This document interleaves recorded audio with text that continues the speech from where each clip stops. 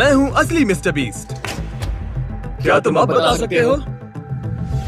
मैं यहाँ हूँ। देखते हैं रैंडम लोग मुझे ढूंढ पाते हैं या नहीं। है ना, तुम्हारे पास 10 सेकंड है असली मिस्टर बीस्ट को ढूंढने के लिए। अगर तुमने ढूंढ लिया तो तुम 10,000 जीतोगी।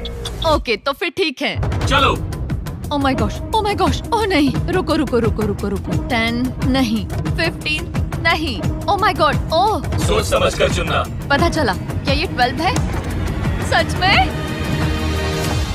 तुमने सही गेस किया। सब्सक्राइब।